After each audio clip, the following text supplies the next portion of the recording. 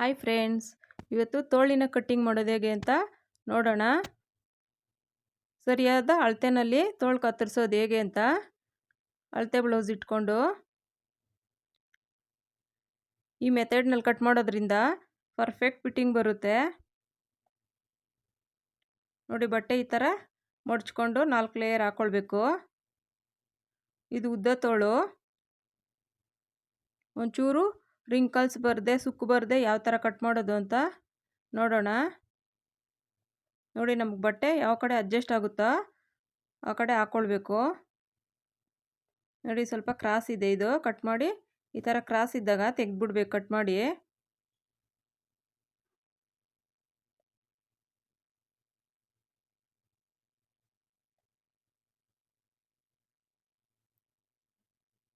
ಈಗ ಮಾರ್ಜಿನ್ಗೆ ಅರ್ಧ ಇಂಚು ಈ ಥರ ಒಂದು ಮಾರ್ಕ್ ಮಾಡ್ಕೊಳ್ಬೇಕು.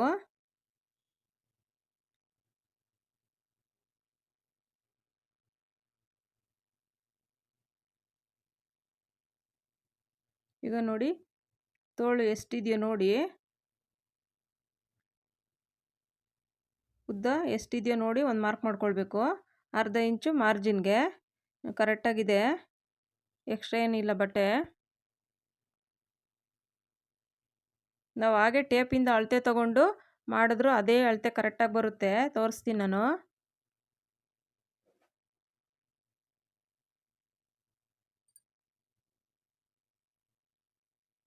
ನೋಡಿ, ಈ ಥರ ಮಾರ್ಕ್ ಮಾಡ್ಕೊಳ್ಬೇಕು. ಅರ್ಧ ಇಂಚು ಮಾರ್ಜಿನ್ಗೆ ಈ ಥರ ಮಾರ್ಕ್ ಮಾಡಿಕೊಂಡು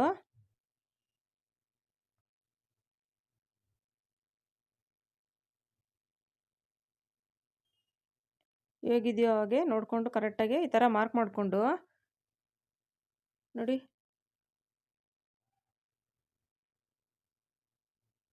ಅರ್ಧ ಇಂಚು ಎಕ್ಸ್ಟ್ರಾ ತೊಗೊಳ್ಬೇಕು. ನೋಡಿ, ಅಷ್ಟೇ ಬರ್ತಾ ಇದೆ. ನಾನು ಯಾವಾಗಲೂ ಅಷ್ಟೇ ತೊಗೊಳ್ತಿದ್ದೆ, 3/4 ಅಷ್ಟೇ ಬಂದಿದೆ. ನೋಡಿ, ಆರ್ಮಲ್ಲು 7/4 ಬಂದಿದೆ, ಕರೆಕ್ಟ್ ಅಳತೆ ಬಂದಿದೆ. ನಾನಿಲ್ಲಿ ಅಳತೆ ಬ್ಲೌಸಿಂದ ಕಟ್ಟಿಂಗ್ ಮಾಡಿ ತೋರಿಸೋಣ ಅಂತ ಮಾಡ್ತಾ ಇರೋದು.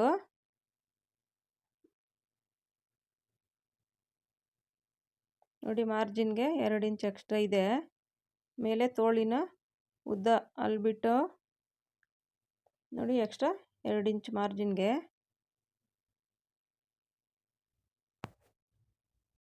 ನೋಡಿ, ಈ ಥರ ಒಂದು ಗೆರೆ ಎಳ್ಕೊಳ್ಬೇಕು.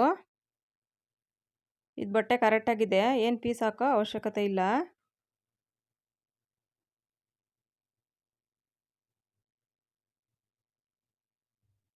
ನೋಡಿ, ಇಲ್ಲಿ 1/4 ಇಂಚಷ್ಟು ಮಾರ್ಕ್ ಮಾಡಿಕೊಂಡು 1/4 ಅಥವಾ 1/2 ಇಟ್ಕೊಳ್ಬೋದು. ನಾನಿಲ್ಲಿ 1/4 ಮಾಡ್ತಾಯಿದ್ದೀನಿ. ನೋಡಿ, ಈ ಥರ ಶೇಪ್ ತಗೊಳ್ಬೇಕು. ನೋಡಿ, ಈ ಶೇಪ್ ತೆಗಿಯೋದ್ರಿಂದನೇ ನಮಗೆ ಕಂಕ್ಳಲ್ಲಿ ಸುಕ್ಕಲು ಆ ಥರ ಏನೂ ಬರಲ್ಲ. ನೀಟಾಗಿ ತೊಗೊಳ್ಬೇಕಿದು. ಶೇಪ್ ನೀಟಾಗಿ ತೊಗೊಂಡ್ರೆ ನಾವು ಕಟ್ಟಿಂಗಲ್ಲಿ ಎಕ್ಸ್ಟ್ರಾ ಬಟ್ಟೆ ಬಿಡಬಾರ್ದು. ಎಕ್ಸ್ಟ್ರಾ ಬಟ್ಟೆ ಉಳ್ಕೊಂಡಾಗೆ ನೋಡಿ, ಒಳಗಡೆ ಒಂದು ಶೇಪ್ ತೆಗ್ದಿದ್ದೀನಿ ನಾನು.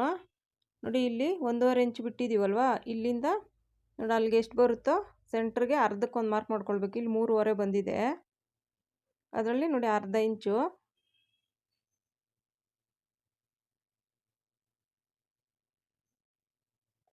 ಈ ಥರ ಒಂದು ಶೇಪ್ ತಗೊಳ್ಬೇಕು.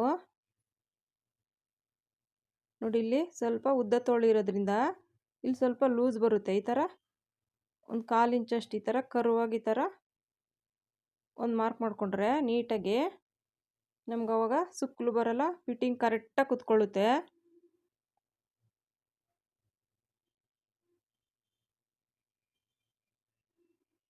ನೋಡಿ, ಇಲ್ಲೂ ಅಷ್ಟೇ ಕಟ್ ಮಾಡಿದಾಗ ಈ ಥರ ಕ್ರಾಸಾಗೆ ಕಟ್ ಮಾಡಿಕೊಂಡ್ರೆ ನಮ್ಗೆ ಅವಾಗ ಎಕ್ಸ್ಟ್ರಾ ಬಟ್ಟೆ ಉಳಿಯಲ್ಲ, ಸಮಕ್ಕೆ ಇರುತ್ತೆ, ಒಂದೇ ಸಮ. 2 ಇಂಚೆ ಬರುತ್ತೆ. ಇಲ್ಲಿ ಮುಂದೆ ನಾವು ಈ ಥರ ತಗೊಂಡಾಗ ಆ ಕಡೆ ಮಾರ್ಜಿನಲ್ಲೂ ಸ್ವಲ್ಪ ಈ ಥರ ಕ್ರಾಸಾಗಿ ತಗೊಂಡ್ರೆ ಒಂದೇ ಸಮ ಬರುತ್ತೆ. ನೋಡಿ, ಈಗ ನೀಟಾಗಿ ಕಟ್ ಮಾಡಿ ತೆಗೆದುಬಿಡ್ತೀನಿ.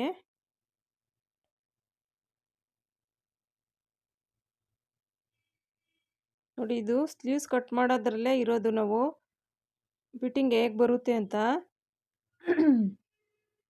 ನೋಡಿ, ಇದೇ ಥರನೇ ಬರಬೇಕು. ಆವಾಗ ನಮಗೆ ನೀಟಾಗಿ ಕೂತ್ಕೊಳ್ಳುತ್ತೆ, ಒಂಚೂರು ರಿಂಕಲ್ ಥರ ಏನು ಬರಲ್ಲ. ನೋಡಿ ಇಲ್ಲೊಂದು ನಾಚ್ ಹಾಕ್ಕೊಂಡು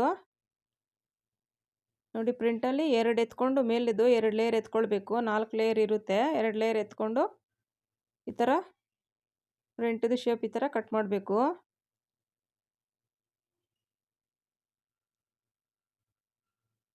ನೋಡಿ ಎಷ್ಟು ನೀಟಾಗಿ ಬಂದಿದೆ.